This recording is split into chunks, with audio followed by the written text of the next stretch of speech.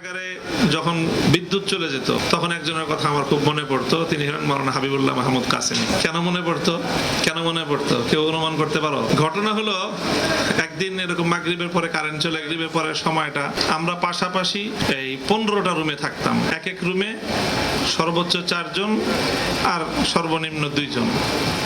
15টা room পাশাপাশি, 2টা block. তো মোটামুটি যখন বিদ্যুৎ থাকে তখন তো সব জায়গায় একটা আওয়াজ থাকে, ফ্যানগুলো ঘুরতে থাকে, তো অনেক দূর থেকে আওয়াজ পাওয়া যায় না। পাশাপাশি রুমগুলো থেকে কোনো আওয়াজ দিলে আওয়াজ পাওয়া যায়, কিন্তু বিদ্যুৎ চলে গেলে সব ফ্যান বন্ধ, একটা পিনপতন নীরবতা, তখন অনেক দূর থেকে আওয়াজ পাওয়া যায়।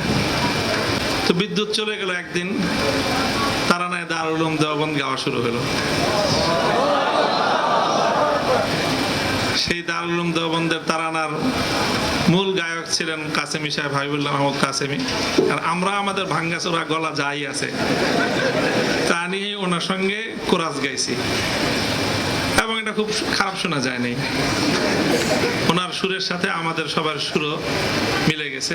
ছাত্র, ওস্তাদ, অনেক ধরনের মানুষই ছিলাম আমরা, আলহামদুলিল্লাহ। তো এর পরবর্তীতে উনি তো খুব দ্রুতই রুখসত হয়ে গেছে, ওনার ছুটি হয়ে গেছে।